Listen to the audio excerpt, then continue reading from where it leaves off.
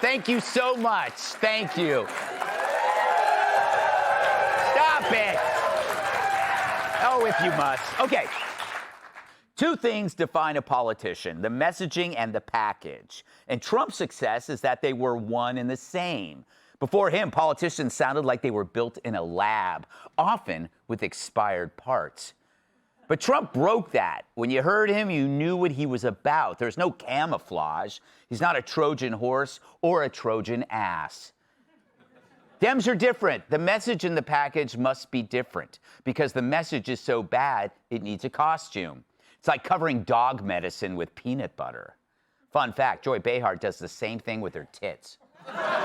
But Biden was elected thanks to a deceptive package, the old white statesman. But once he got in office, the actual message revealed itself. Open borders, DEI mandates, trans, crime, not to mention free room and board for the mentally challenged. Dems are doing it again. Trojan horses applying a thick sheen of shallow rhetoric to cover up ruinous policies. And when you are just a package, you dismiss the present misery by simply saying, we didn't go far enough. Crime up? Well, then parole killers who are on death row.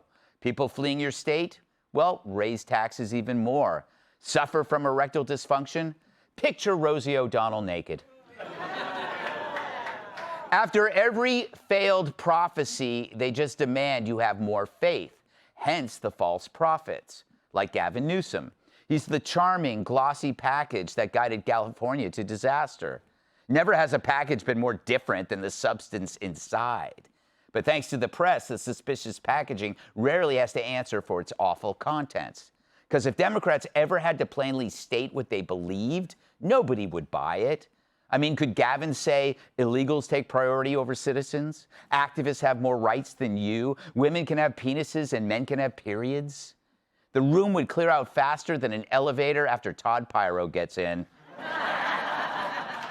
Which is why Dems need shiny packages. Enter New York's mayor. Talk about fresh and new. But underneath the gloss are ideas as old and crusty as the boogers in Geraldo's mustache. And deadly, too. Socialism has killed more dreams than Freddy Krueger. I mean, I give Bernie Sanders some credit. At least he has the honesty to look like a socialist. True, he's a multimillionaire with 3 homes, but he looks like he just escaped a gulag. So what's left for the Dems after all the real people have gone? All that remains are the people who could go nowhere else. The vessels. The ones willing to carry around the most noxious ideas. Like Graham Plattner, who described himself as an Antifa super soldier, who champions political violence and hates the Jews.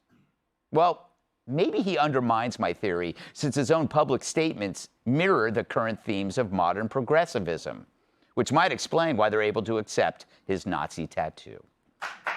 All right. Here he is. You know, Todd, this theme goes right into your wheelhouse because you appear very smooth and professional, but underneath that, you are a basket case. And a moron. Well, I wouldn't go that far. You're smart, but you're troubled. So you're, in a way, you understand this concept more than anybody. Am I right? Are you calling me a Democrat? No, no. In response to your question, no, I am not troubled. And I thought that your monologue was the best ever. So I'm going to give you let's give Greg some round of applause. Oh, stop it! Wasting time. That's what we call. You know what he does? He counts that as applause for him. That's on me. So when I go renegotiate my contract, I'm like, look at the tape. They were clapping for me.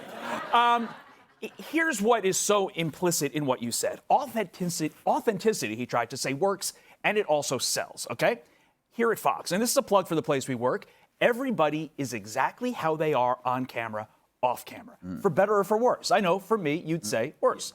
But that's why we're so successful. The people that are watching here and at home, they're getting us. This is really us. And you know who's starting to realize this? I mean, obviously, Trump has always realized this. You know who realizes this too?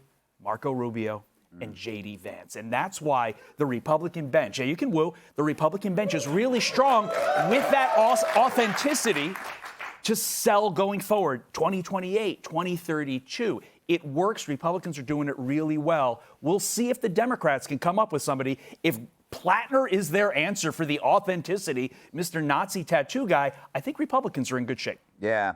Well, I credit Plattner for wearing his anti-Semitism on his chest. Dagan, I think also the reason why there's such a revulsion to people like Trump and Spencer Pratt now, who's amazing, is that it kind of calls out the other side's phoniness. Like you can't be honest and authentic if you have to remember your lies. Oh, they don't want to be exposed. And that's why they fear President Trump, and all they have is to vilify him. Like this past week in the Oval Office, he was as good with the kiddos as he was with the UFC fighters. And President Trump always does, like, if I bump into anybody who I care about, any family member, I'll say, tell me something I don't know and tell me a story. And President Trump will tell you everything he knows, and he's going to tell you a dozen stories. He was even talking about when Obama was sending pallets of cash to Iran. He was like, they took the seats out of the Boeing 757 and they put in green cash, and there was no cash in any banks anywhere in Virginia or D.C. or Maryland. And you're just sitting on the edge of your seat like, what else is this guy gonna tell me about what was going on when Obama was president that we didn't even know about? Bear with me. The reason that I've always hated every politician before him is because they were magnolia mouths. That is the person, the lady or man who will lie to your face and flatter you in public just for their own attention. Come up to you at the food dog and go, oh my God, you look so great. And you're wearing a brown sweatshirt with a weeping sty on your eye, and you look like you work for UPS. And you're like, oh my God, are you cooking dinner for your family? You're the best cook, and you've got like expired, discounted potato salad in your arms. And while you're standing in line, she's out in the parking lot with her jugs hanging in the driver's side window trying to steal your husband. This sounds really specific. Because that's what politicians do. They'll never be satisfied until they take what is yours. That was a great story. Professor! All right. So I'm talking about the Democrats, the difference between their message and their package. Where do you see this most? Because they often talk about their compassion and their empathy, and then you see what happens.